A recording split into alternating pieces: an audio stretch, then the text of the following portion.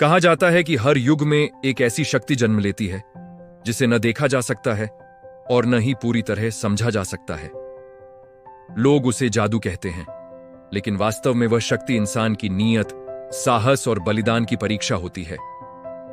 यह कहानी है आरव की, एक साधारण से लड़के की जिसने अपनी कमजोरी को ही अपनी सबसे बड़ी ताकत बना लिया। आरव एक छोटे से गांव के बाहर रहता था जहां घना जंगल शुरू हो जाता था। वही जंगल जिसके बारे में कहा जाता था कि वहां से कोई सही सलामत लौटकर नहीं आता। आरव के माता पिता बहुत पहले एक बीमारी में चल बसे थे। तब से वह अकेला ही अपनी जिंदगी जी रहा था। गांव के लोग उसे कमजोर समझते थे, मगर उन्हें नहीं पता था कि उसके दिल में डर से ज्यादा हिम्मत बसती है। एक रात आकाश में भयानक गरज के साथ बिजली चमक रही थी। तेज बारिश से बचने के लिए आरव जंगल के भीतर बने एक पुराने टूटे हुए मकान में चला गया। मकान वीरान था, दीवारें टूटी हुई थीं और फर्श पर धूल जमी थी। तभी उसकी नजर मलबे के नीचे पड़ी एक अजीब सी किताब पर पड़ी। किताब बहुत पुरानी थी, लेकिन उससे हल्की सी सुनहरी रोशनी निकल रही थी। उसके कवर पर लिखा था, निषिद्ध जादू। जैसे ही आरव ने किताब को छुआ, हवा तेज चलने लगी, दीवारों पर परछाइयां हिलने लगीं और कमरे में अजीब अजीब चिन्ह हवा में तैरने लगे। तभी उसके सामने एक बूढ़ा व्यक्ति प्रकट हुआ। लंबी सफेद दाढ़ी, गहरी आंखें और हाथ में लकड़ी की छड़ी।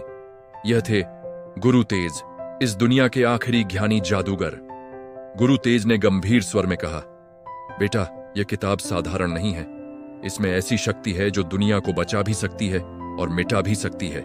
यह सब तुम्हारी नीयत पर निर्भर करता है। आरव ने डरते हुए पूछा, अगर मैं इसे छोड़ दूं तो? गुरु तेज ने गहरी सांस ली, तो कोई और इसे पालेगा और हो सकता है उसकी नीयत साफ न हो। उसी पल एक दूसरी ही दुनिया में, अंधकार के साम्राज्य में, छाया सम्राट ने उस जादुई ऊर्जा को महसूस कर लिया। वह सदियों से इसी शक्ति की तलाश में था। उसने अपनी लाल चमकती आंखें खोलीं और कहा, आखिरकार निषिद्ध द्वार खुलने वाला है। छाया सम्राट ने अपने साए भेज दिए। ये साए इंसान के डर को सजीव कर सकते थे। आरव का सफर अब सिर्फ उसका अपना नहीं रहा था, पूरी दुनिया का भविष्य उससे जुड़ चुका था।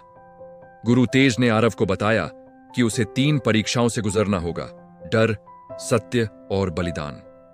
हर परीक्षा पहले से अधिक कठिन थी। आरव ने किताब को संभाला और यात्रा पर निकल पड़ा। उसने ऐसे पुल पार किए जो हवा में तैर रहे थे। नीचे केवल गहरा अंधकार था। उसने ऐसे पेड़ देखे जो बोलते थे और यात्रियों के दिल की सच्चाई जान लेते थे। कई बार उसे लगा कि समय थम गया है और वह अपने अतीत और भविष्य दोनों को एक साथ देख रहा था। हर कदम पर डर उसका इंतजार कर रहा था, मगर आरव रुकता नहीं था। आखिरकार वह एक विशाल द्वार के सामने पहुंचा।